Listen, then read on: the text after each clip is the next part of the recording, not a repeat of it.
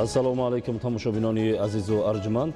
Нашри барномаи тиловати ахборро аз телевизиони Тоҷикистон манзуратон мегардонем.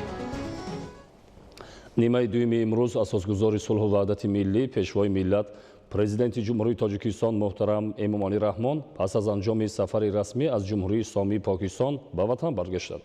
Дар фурудгоҳи байналмилалии душанбе президенти ҷумҳурии Тоҷикистон муҳтарам Эмомалӣ Раҳмонро раиси маҷлиси миллии маҷлиси олии ҷумҳурии Тоҷикистон, раиси маҷлиси намояндагони маҷлиси олии ҷумҳурии Тоҷикистон, сарвазири ҷумҳурии Тоҷикистон, роҳбари дастгоҳи иҷроияи президенти ҷумҳурии Тоҷикистон ва дигар шахсони расмӣ истиқбол гирифтанд. ёдовар мешавем ки рӯзҳои 2 ва 3 июн асосгузори сулҳу ваҳдати миллӣ, пешвои миллат, президенти ҷумҳурии Тоҷикистон муҳтарам Эмомалӣ Раҳмон бо сафари расмӣ дар ҷумҳурии исломии Покистон қарор доштанд. дар доираи ин сафар мулоқоту музокироти сатҳи олӣ байни ҷумҳурии Тоҷикистон ва ҷумҳурии исломии Покистон сурат гирифта 12 санади нави ҳамкорӣ барои боз ҳам тақвияти муносибатҳои мутақобилан судманди байни ду давлат ба имзо расиданд. масоили вобаста ба рушди минбаъдаи муносиботи дӯстӣ ва ҳамкории Тоҷикистону Покистон дар мулоқоти хосаи президенти ҷумҳурии Тоҷикистон муҳтарам Эмомалӣ Раҳмон бо сарвазири ҷумҳурии исломии Покистон муҳтарам Имрон Хон мавриди баррасӣ қарор дода шуд. президенти ҷумҳурии Тоҷикистон муҳтарам Эмомалӣ Раҳмон ҳамчунин дар доираи ин сафар бо президенти ҷумҳурии исломии Покистон Ориф Алвӣ ва раиси сенати ин кишвар Содиқ Санҷронӣ мулоқот намуда тақвият бахшидани ҳамкориҳоро байни Тоҷикистону Покистон дар самтҳои гуногун неку назаррас арзёбӣ карданд. гузориши хабарнигорони мо. 2 июни соли 2021 асосгузори сулҳу ваҳдати миллӣ, пешвои миллат, президенти ҷумҳурии Тоҷикистон муҳтарам Эмомалӣ Раҳмон бо сафари расмӣ вориди шаҳри Исломобод, пойтахти ҷумҳурии исломии Покистон шуданд. баробари ворид шудан ба ҳарими ҳавоии ҷумҳурии исломии Покистон бо нишони эҳтироми хос нисбат ба меҳмони олимақом, 6 ҳавопаймои қувваҳои ҳарбии ҳавоии Покистон ҳавопаймои махсуси президенти ҷумҳурии Тоҷикистонро то вуруд ба фурудгоҳи шаҳри Исломобод ҳамроҳӣ карданд.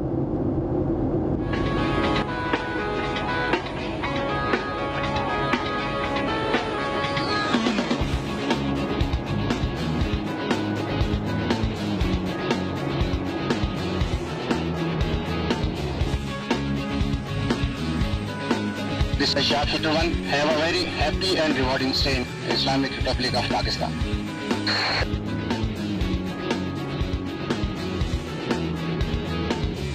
Thank you, boys. Good job.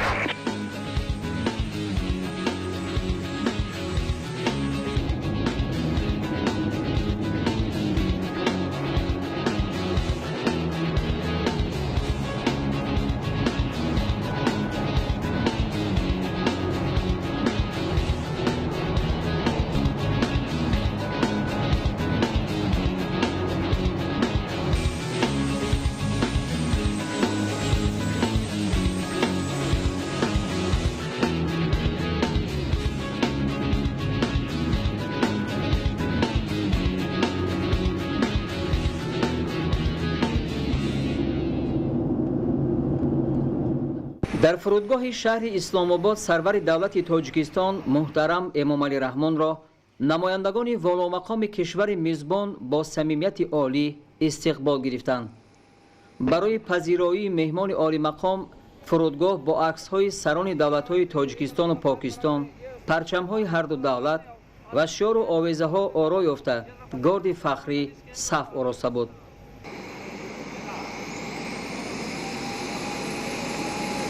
طبق مقررات سفرهای رسمی با افتخار تشریف پرزیدنت جمهوری تاجیکستان محترم امامعلی رحمان از توپخانه ها 21 مراتبه شلیک سر داده شد.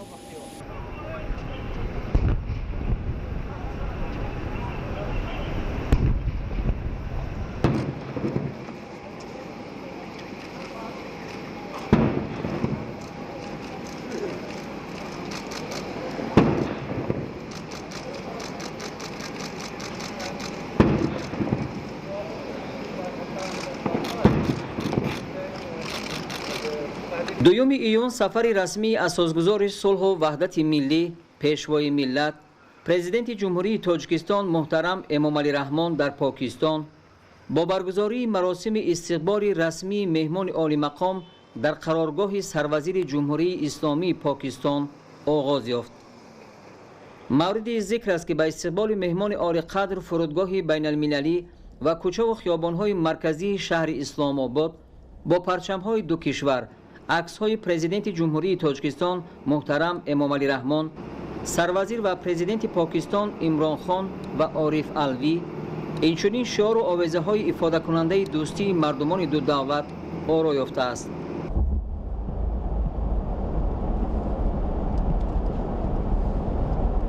با افتخار سفر رسمی و پذیرایی پرزیدنت جمهوری تاجیکستان محترم امامعلی رحمان در پاکستان قرارگاه سروزیر این کشور نیز با شکوه خاصه آماده گردیده است. سرور دولت تاجیکستان محترم امامعلی رحمان را سروزیر کشور میزبان محترم عمران خان گرم و صمیمی استقبال گرفته به بالای شاهصفه فخری دعوت کرد. مراسم استقبال رسمی با گزارش فرمانده گارد فخری آغاز یافته با صدا دادن سرودهای ملی دو کشور گذشت مهمان عالی مقام از نزد صف گارد فخری جریان گرفت.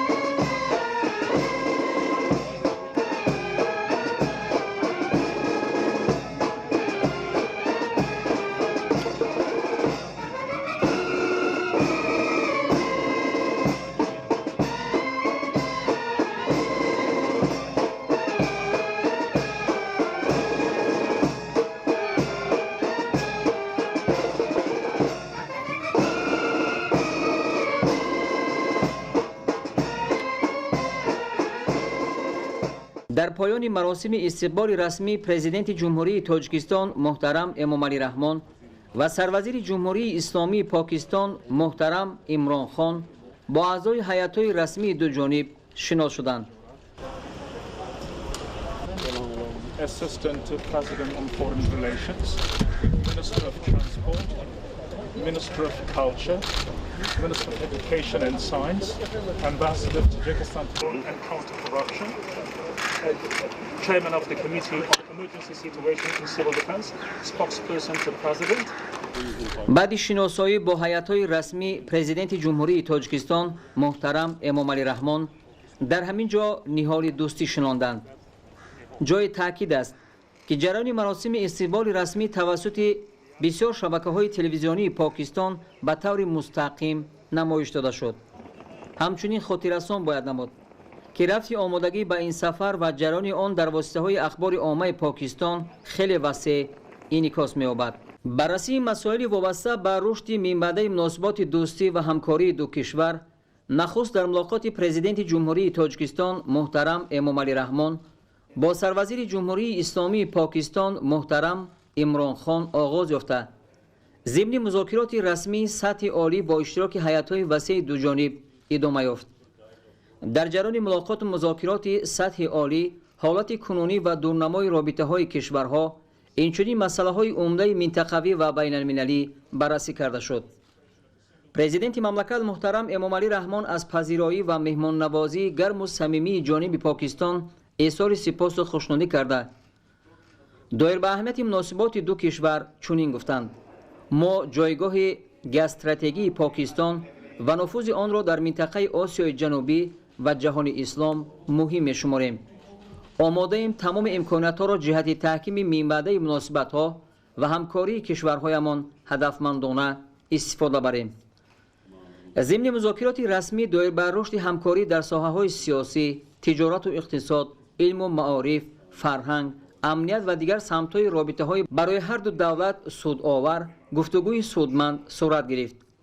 تأکید گردید که با در نظر داشت واقعیت امروزه از جمله وابسته به پاندمی کووید 19، رشد و توسعه همکاری در ساحه‌های تجارت و اقتصاد، انرژتیک، نقلیات، علاقه، کشاورزی، صنعت و جلب سرمایه باید یکی از سمت‌های اساسی تلاش‌های مشترک جانب‌ها باشد. ضرور شمرده شد که جهت افزایش دادن حجم تجارت دوجانبه و توسعه همکاری سرمایه‌گذاری، فعالیت ثمره‌بخش کمیسیون مشترک تاجیکستان و پاکستان باید به همکاری‌های تجارتی و اقتصادی و علمی و تکنیکی ادامه بخشیده شده. همزمان کار شورای مشترک صاحبکاران و گروه کاری مشترک باید به انرژتیک و انفراستراکچور فعال گردانده شود. تطبیق مشترک لایحه کاسه 1000 در ساحه انرژتیک نمونه عالی همکاری دو کشور میباشد و یکی از مسائل مهم در دایره لایحه کاسه 1000 سریع وقت انجام دادن کارهای ساختمانی و وصلکنی به شمار می رود. ساحه نقلیات یکی از سمت‌های افضلیت‌ناک رابطه‌های دو کشور بوده. تاجیکستان آماده توسعه بخشیدن همکاری‌ها در این ساحه، علل خصوص دایر به پیوستن تاجیکستان با بندرهای بحری پاکستان، کراچی و گوادر از طریق تشکل دادن دالان‌های ترانزیتی و نقلیاتی می باشد. برای ماندن پروازهای بارکشانی کارگو بین دو کشور عامل افزایش تبادل مال و محصولات معنی داد گردید. باید گفت که با مقصد توسعه همکاری‌ها در سمت حمل و نقل بین المللی اتومبیلی، لایحه سازشنامه بین حکومتی سه جانبه آید به حمل و نقل ترانزیتی و تجارت بین تاجیکستان، افغانستان و پاکستان تهیه گردیده است و در بررسی جانب‌ها قرار دارد. وابسته به رشد همکاری در ساحه صنعت پیشنهاد گردید که همکاری جانب‌ها در بخش صنعت سبک و کارکرد محصولات، اینچنین داروسازی، تأسیس دادن کارخانه‌های مشترک صنعتی استحصال محصولات غذایی در منطقه‌های آزاد اقتصادی تاجیکستان با اشتراک و سرمایه‌گذاری شرکت‌های پاکستانی براه مانده شود. در ساحه کشاورزی جانب‌ها آید به گسترش همکاری‌ها در بخش‌های چارواداری، رستنی پروری، مبادله تجربه در سمت سلکسیون تخمی زراعت‌های غله‌دانگی، لوبیاگی، روغن دهنده و بازآموزی متخصصان طرف‌ها هوسمندی خود را ابراز داشتند.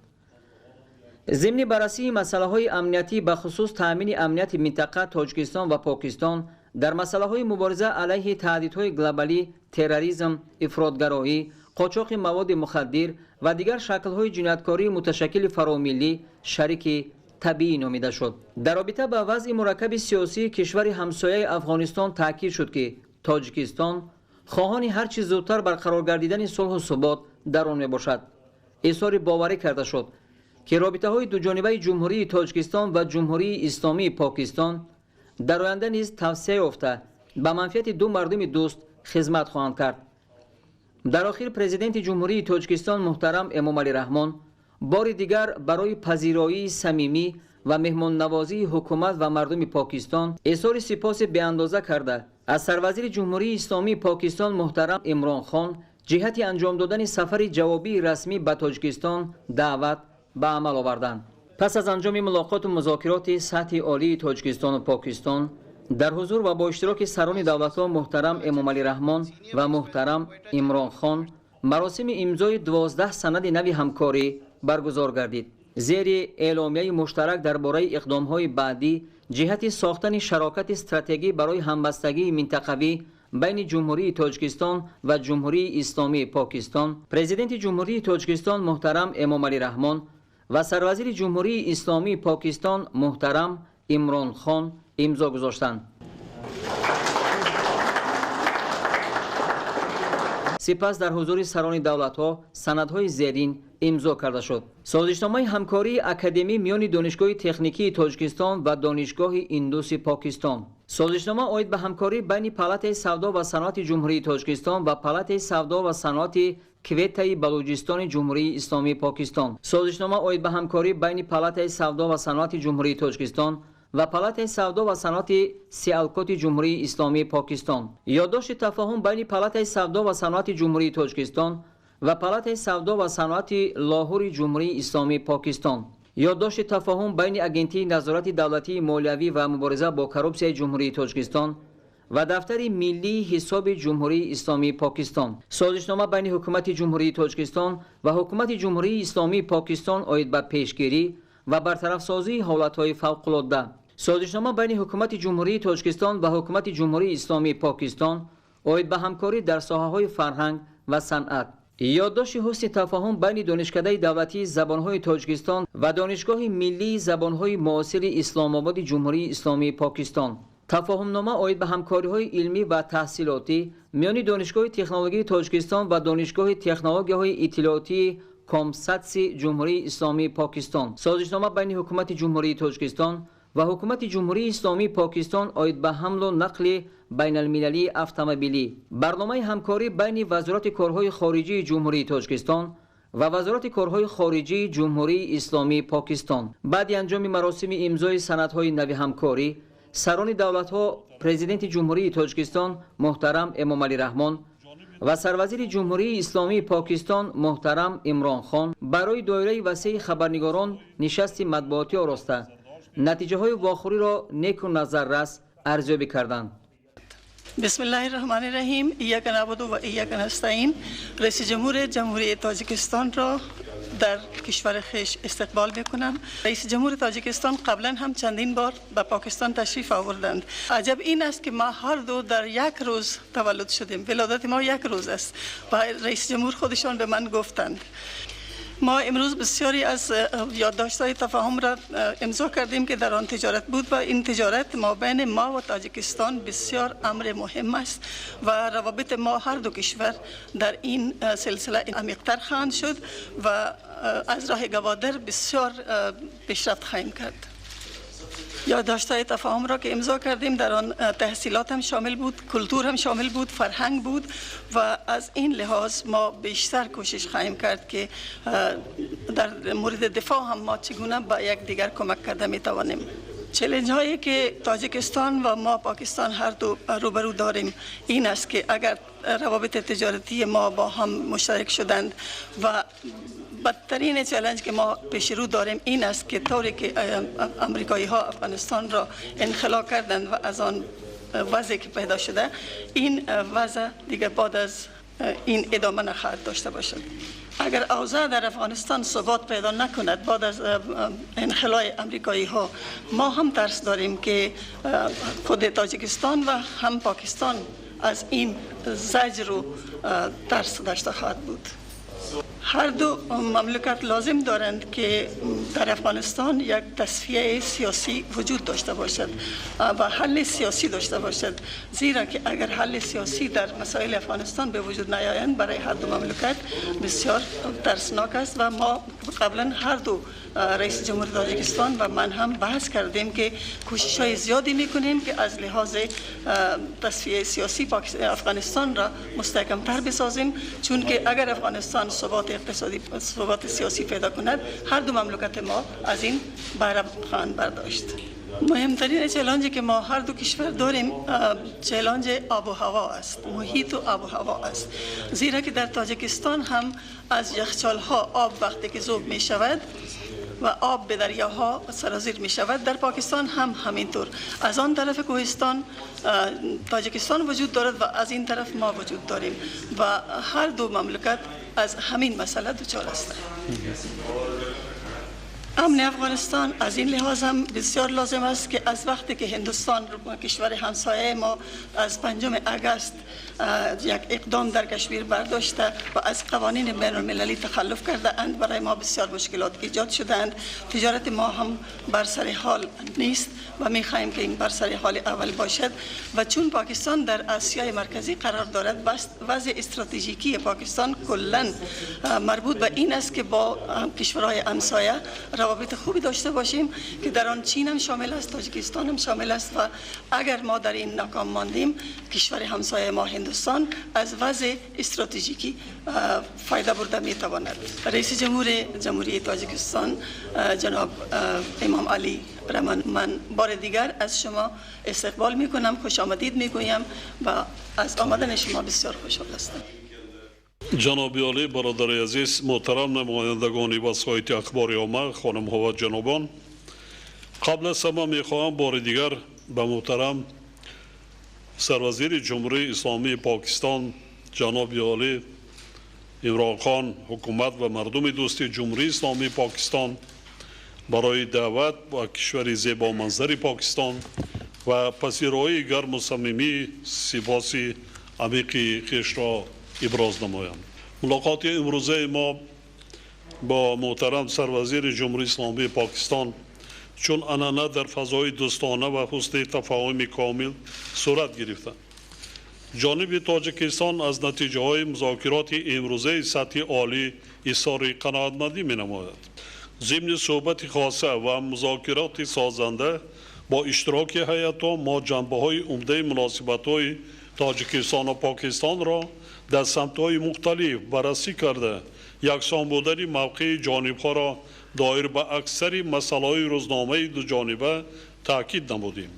ما با گسترش و توسعه همکاری‌های متناسباً سودمند بین دو کشور دوست که در حالت رشد بامران قرار دارند توجهی پیوسته ظاهر می‌نماییم. آماده هستیم که جهت پیشبرد بین بعده آنها تمام واسطه‌های ضروری را با در نظر داشت منفعت‌های ملی هر دو کشور استفاده بریم. تاجیکستان کشور دوست پاکستان را شریک با اعتماد خود در عرصه بین‌المللی می‌داند.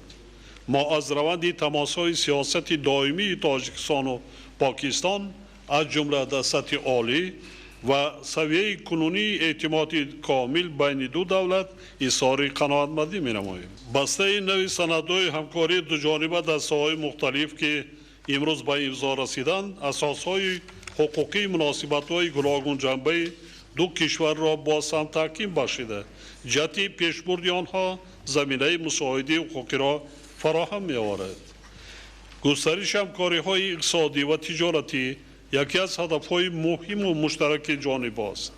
نقش فعالیت کمیسیون بین حکومتی آید به همکاری‌های تجارتی و اقتصادی و علمی و تکنیکی در این روند مهم ارزیابی گردید. در این راستا ما اهمیت بهتر گردانیدن فضای سرمایه‌گذاری و شایع‌کاری و جلب سرمایه مستقیم را به بخش‌های مختلف اقتصادیات تاکید کردیم. همزمان با این نسبت به سال‌های قبلی افزایش دادن حجم تبادل مال و محصولات میان دو کشور تاکید کردید.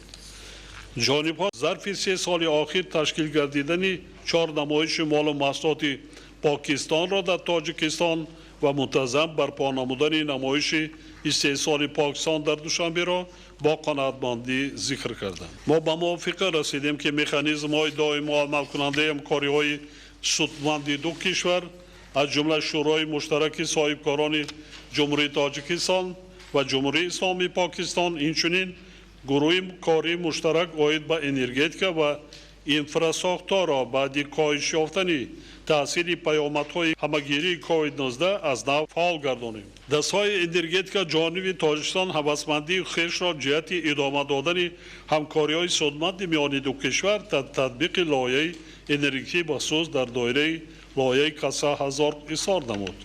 ما آمادگی خود را جهت توسعه بخشیدن همکاری‌ها در ساحه نقلیات خصوصا جهت برآمدن تاجیکستان به بندرهای بحری پاکستان کراچی و گوادر اظهار نمودیم. اینچنین مسئله برآمدن پروازهای بارکشانی کارگو بین دو کشور مورد بررسی قرار گرفت. در این جهت تاجیکستان علاقمند پیوستن به دلارها و لایحه‌های نقلیاتی منطقوی می باشد. تقویت همکاری‌ها در ساحه صنعت مهم ارزیابی گردید. جانب تاجیکستان هوسمندی خود را با فعالیت شرکت‌های پاکستانی در ساحه صنعت سبک کشور خود ذکر نمود. با در نظر داشت تجربه غنی کشور دوست در این سمت ما پیشنهاد نمودیم که در منطقه‌های آزاد اقتصادی کشور ما برای کارکرد نیایی محصولات کشاورزی از جمله نخی پخته و استحصال محصولات غذایی شرکت‌های مشترک تأسیس داده شود. جانب‌ها از تقویت پیوسته همکاری‌ها در ساحه تندرستی و تیپ اظهار قناعتمندی نمودند. تاجیکستان توسعه همکاری‌ها را در ساحه تندرستی از جمله در سمت تجدید ساختار مؤسسه‌های تندرستی برای ماندن استحصال مواد دارویی در تاجیکستان با جلب سرمایه پاکستانی همچنین تشکیل و رسانیدن کمک طبی و سانیتری را در رفع حالت‌های فوق‌العاده تاکید نمود. همزمان با این تاکید گردید که تاجیکستان و پاکستان در ساحه کشاورزی زمینه و امکانات‌های خوبی جغرافی داشته می توانند در سمت حفظ امنیت آزقواری خود و تأمین منطقه با محصولات با صفت کشاورزی همکاری‌هایشان را توسعه بخشند. حاضرین گرامی، وضع زود تغییر یابنده جهان معاصر به خطر و تهدیدهای خود ما را وادار می‌سازد که برای راه‌های یافتن از مشکل‌های پیچیده آن در همبستگی عمل نماییم. ما دستگیری خود را از تلاش‌های پیوسته پاکستان به خاطر تأمین صلح و ثبات در منطقه و مبارزه با تروریسم بین المللی تاکید نمودیم. ما به موافقه رسیدیم که شریکی خود را در مسائل مبارزه علیه تهدیدهای گلوبالی، تروریسم، افراطگرایی، قاچاق مواد مخدر و دیگر شکل‌های جنایتکاری متشکل فرامیلی ادامه می‌بخشیم. ضمن بررسی وضع امروزه منطقه قضیه افغانستان در مرکز دقت ما قرار داشت. جانب‌ها به همکاری‌های مشترک در احیای اقتصادی ملی افغانستان توجه خاص ظاهر نمودند. ما همسایه کشورهای افغانستان با برقراری صلح و ثبات در این کشور اذیت دیده بیش از همه منفعت داریم. از این لحاظ با اعتدال آوردن وضع در افغانستان همچون کشور پیوندگر شبکه‌های نقلیاتی منطقوی و بین المللی خاصتا برای کشورهای همسایه مهم ارزیابی می‌گردد. تاجیکستان از راه اندازی همه گونه کارهایی که برای رشد حیات اقتصادی و اجتماعی و تأمین امنیت افغانستان ضرور است استقبال می‌نماید. دوستان عزیز، ما از همکاری‌ها در چارچوب سازمان‌های بین المللی و منطقوی، تقویت همکاری‌های بسیار جانبه در دایره سازمان ملل متحد، سازمان همکاری شانگهای، سازمان همکاری اسلامی و سازمان همکاری اقتصادی اظهار قناعتمندی نمودیم. مورد ذکر است که امسال تاجیکستان ریاست سازمان همکاری شانگهای را به عهده دارد. ما ماه سپتامبر سال روان در پایتخت کشورمان جلسه جشن این سازمان را دایر می‌نماییم. در این راستا ما دعوت خود را از سروزیر جمهوری اسلامی پاکستان جناب عالی برادر خود عمران خان جهت بازدید از تاجیکستان در این دوره و اشتراک در این نشست شورای سران دولت‌های اعضای سازمان تاکید کردیم. ضمن بررسی همکاری‌های بسیار جانبه ما اطراف موضوع‌های وابسته به تغییرآبی اقلیم و تهدیدهای محیط زیستی، اینچنین ظهورات اسلام ستیزی اظهار نظر نمودیم. مورد ذکر است که تاجیکستان با در نظر داشت تاثیر منفی پیامدهای تغییریابی اقلیم چندی قبل پیشنهاد کرد که سال 2025 سال بین المللی حفظ پریخ‌ها اعلان گردیده سنه روز جهانی حفظ پریخ‌ها معین کرده شود. همچنین ما قبلا پیشنهاد کرده بودیم که در سطح گلوبالی بنیاد مخصوص بین المللی حفظ پریخ‌ها تأسیس داده شود. ضمناً ضرورت همکاری فعال کشورهای با هم دوست ما را در پیشبرد تشبس‌های مذکور تاکید نمودیم. در ارتباط با مشکلات افزایش اسلام ستیزی ما جانبداری خود را از تلاش‌های دستجمعانه جهت گرفتن پیش روی این ظهورات نامطلوب از جمله در دایره سازمان همکاری اسلامی ابراز داشتیم. در فرجام مذاکرات ما از جناب عالی برای انجام دادن سفری رسمی به تاجیکستان در وقت برایشان مناسب دعوت به عمل آوردیم. با همه حاضرین گرامی تنصیحاتی و موفقیت‌ها و به مردم دوستی پاکستان صلح و ثبات و شکوفایی آرزومند هستم.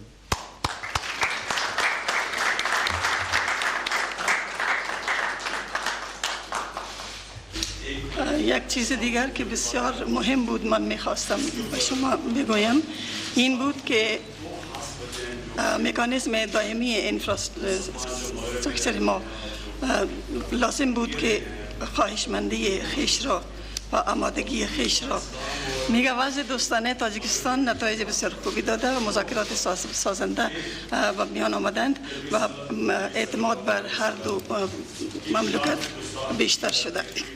میگه که از همه مهمتر اسلاموفوبیا است که اسلام را با تروریسم و این دهشت افغانی ها منسلک می سازند و به خارج و غرب این اخبار را می رسانند که پاکستان یک کشور تروریست است و این اسلام در پشت اسلاموفوبیا تروریسم را حمایت می کند. ما می خواهیم که از این خود را بیرون بیاوریم، از این جلوگیری کرده بتوانیم.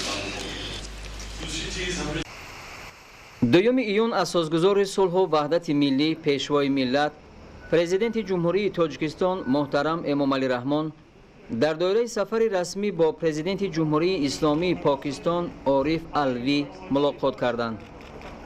نخست سرور دولت محترم امامعلی رحمان از دعوت جانب پاکستان جهت انجام سفر رسمی و امکان واخوری برای بررسی وضع کنونی و دورنمای رشد همکاری دوجانبه اظهار سپاس و قناعتمندی نمودند. تأکید گردید که تاجیکستان با گسترش همکاری گوناگون جنبه و تحکیم روابط حسنه با جمهوری اسلامی پاکستان توجه پیوسته ظاهر می نماید. جانب‌ها اید به افزایش باز هم بیشتری داد و گریخت و انتقال مال و محصولات اظهار هوسمندی کرده برای رسیدن به این هدف تقویت فعالیت کمیسیای بین حکومتی دو جانبه اید به همکاری تجارتی و اقتصادی و علمی و تکنیکی را ضرور شمردند. در ملاقات مسائل همکاری دوجانبه در ساحه‌های مختلف صنعت، کشاورزی، انرژتیک، اقتصاد و تجارت، سرمایه‌گذاری و نقلیات مورد بررسی قرار داده شد. تطبیق لایحه کسا 1000 در سمت رشد همکاری انرژتیکی و تشکل دالان‌های ترانزیتی و نقلیاتی از تاجیکستان تا بندرهای بحری پاکستان، کراچی و گوادر جهت توسعه بخشیدن مناسبت‌ها در ساحه نقلیات همچون عامل‌های مهم تحکیم رابطه‌های برای هر دو جانب سودمند ارزیابی گردید. تحکیم بخشیدن همکاری‌ها در ساحه‌های معارف و تندرستی یکی از پایه‌های استوار رشد مناسبت‌ها بین کشورها معنی داد کرده شد. ضمن واخوری جانب‌ها برای تامین امنیت در منطقه اید به مبارزه مشترک علیه تهدیدهای گلوبالی، تروریسم، افراطگرایی، قاچاق مواد مخدر و دیگر شکل‌های جنایتکاری متشکل فراملی تبادل اندیشه کردند. وابسته به حل قضیه افغانستان تاکید گردید که حکومت تاجیکستان از راه اندازی همه گونه طرح‌ها که برای احیای حیات اقتصادی و اجتماعی و تامین امنیت افغانستان ضرورا استقبال می‌کند.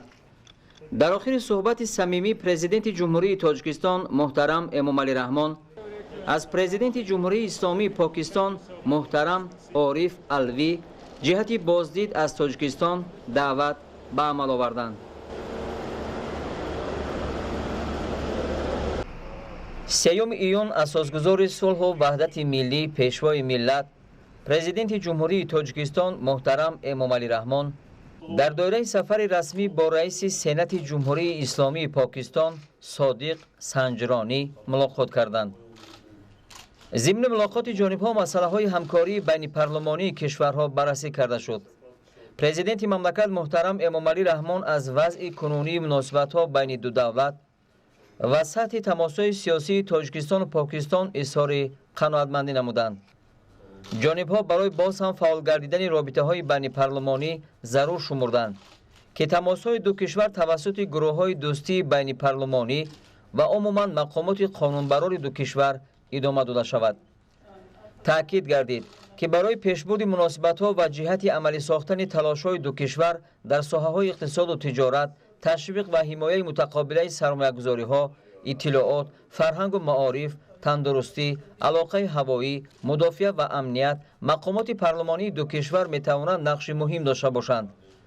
дар охири мулоқот изҳори итминон карда шуд, ки робитаҳои дуҷонибаи ҷумҳурии тоҷикистон ва ҷумҳурии исломии покистон баробар бо манфиатҳои миллии ду ҷониб боз ҳам тавсея ёфта рушд хоҳанд кард. президенти мамлакат муҳтарам эмомалӣ раҳмон аз пазироии гарму самимӣ ва меҳмоннавозии давлат ва мардуми покистон изҳори сипос карда, аз раиси сенати ҷумҳурии исломии покистон содиқ санҷронӣ ҷиҳати анҷом додани боздид аз сарзамини тоҷикистон даъват ба амал оварданд.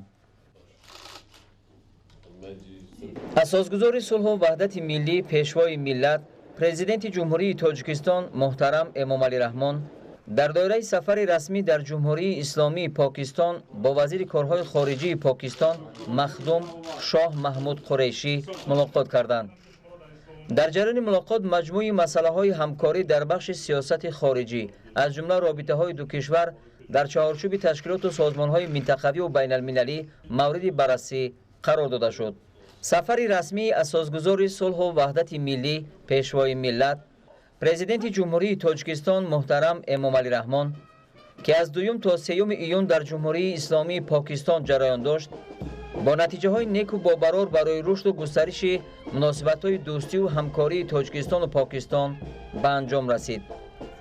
ёдовар мешавем, ки зимни ин сафар сарвари давлат муҳтарам эмомалӣ раҳмон бо сарвазир ва президенти ҷумҳурии исломии покистон ва дигар намояндагони воломақоми ин кишвар мулоқоту вохӯриҳои созанда анҷом доданд, ки аз рӯи натиҷаи онҳо 12 санади нави танзимкунандаи робитаҳо дар бахшҳои савдову саноат, нақлиёт, илму маориф, фарҳангу санъат ва ғайра ба имзо расид.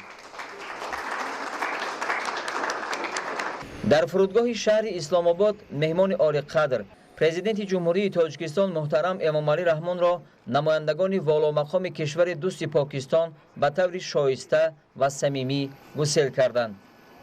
сарвари давлат муҳтарам эмомалӣ раҳмон аз шаҳри исломобод ба ватан баргаштанд. инкишоф ва таҳкими равобити мутақобилаи мамлакат бо давлатҳои гуногуни ҷаҳонӣ дар асоси сиёсати дарҳои бози ҳукумати ҷумҳурии тоҷикистон то рафт сатҳу сифати навро соҳиб мегардад. густариши муносиботи берунӣ ва дастёбӣ ба ҳадафҳои олӣ вусъат ёфта боздидҳои давлатӣ расмӣ ва кории президенти ҷумҳурии тоҷикистон муҳтарам эмомалӣ раҳмон аз кишварҳои хориҷӣ, ташрифҳои шахсиятҳои расмии кишварҳои дигар ба тоҷикистон ва баргузории мулоқоту гуфтушунидҳо дар сатҳҳои мухталиф аз самаранокии сиёсати хориҷии роҳбарияти давлат ва ҳукумати мамлакат шаҳодат медиҳад. шарҳи навбатӣ оид ба натиҷаҳои робитаҳои гуногун самти тоҷикистону покистон. 29 сол равобити ҷумҳурии тоҷикистон ва ҷумҳурии исломии покистон дар ҳоли рушд ва тақвият аст. беш аз 56 миллион 290 ҳазор доллар ин нишон доди 2 сол қабл гардиши молу маҳсулот миёни ҷумҳурии тоҷикистон ва ҷумҳурии исломии покистон аз рӯи дурнамо боз ҳам афзоиш меёбад. ин раванд ки аз рӯи шарикии байни ҳам босубот идома дорад, сарфи назар аз таъсирҳои берунӣ имрӯз низ бо нишондодҳо баҳогузорӣ мегардад. пояи қарордоди ҳуқуқии муносибатҳои дуҷонибаро миёни ҷумҳурии тоҷикистон ва ҷумҳурии исломии покистон бештар аз 60 созишномаи ёддоштҳои тафоҳуми байниҳукуматӣ ва соҳавӣ ташкил медиҳанд. инак 12 санади нави ҳамкорӣ.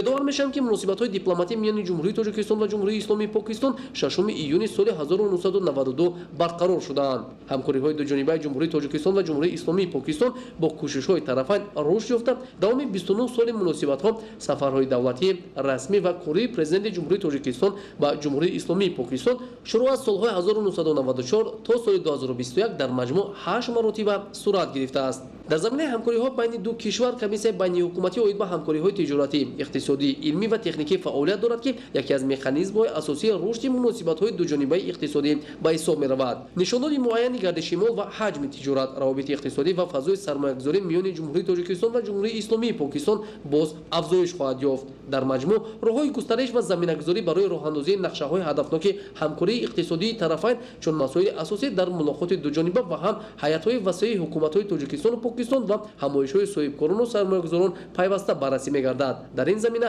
таҳкими босуботи равобит миёни ду кишвар ки бо татбиқи барнома ва нақшаҳои иқтисодию тиҷоратӣ идома доранд назаррас арзёбӣ гардида, ҳамкорӣ дар бахшҳои гуногуни иқтисодӣ аз ҷумла энергетика, саноат, ташкили корхонаҳои нави истеҳсолӣ, саноати сабук ва нақлиёту коммуникатсия аз рӯи тарҳҳои судовари тиҷоратӣ ба миён гузошта мешаванд. имконоти фарохи сармоягузорӣ, ташаккули механизми судманди тиҷоратӣ, тақвияти соҳа бо роҳи ҳавасмандгардонӣ ва як қатор омилҳои дигари рушди ҳамкориҳои иқтисодӣ дар заминаи қарордод ва созишномаҳои ҳамкории мутақобила асоснок шудаанд. дар асоси муносибатҳои мутақобилан судманд ки бо ҳамроҳӣ ва мавқеъгирии созанда пеш гирифта шудааст, рушди ҳамкорӣ дар соҳаҳои сиёсӣ, тиҷорату иқтисод, илму маориф, фарҳанг, таъмини амният дар минтақа, муборизаи муштарак алайҳи таҳдидҳои глобалӣ, терроризм, ифротгароӣ, қочоқи маводи мухаддир, шаклҳои ҷинояткории муташаккили фаромиллӣ ва дигар самтҳои робитаҳои барои ҳарду давлат ҷумҳурии тоҷикистон ва ҷумҳурии исломии покистон судманд низ муҳокима мешаванд. идомаи ахбор. дар арафаи таҷлили ҷашни ваҳдати миллӣ, гурӯҳи кории кумитаи иҷроияи ҳаракати ваҳдати миллӣ ва иҳёи тоҷикистон дар ноҳияи Ванҷ бо қишрҳои гуногуни ҷомеа мулоқот намуд. ин вохӯриҳо ваҳдати миллӣ ва таҳкими сулҳу субот гаронбаҳотарин дастоварди миллат арзёбӣ гардид. ҳамкорони мо гузориш медиҳанд.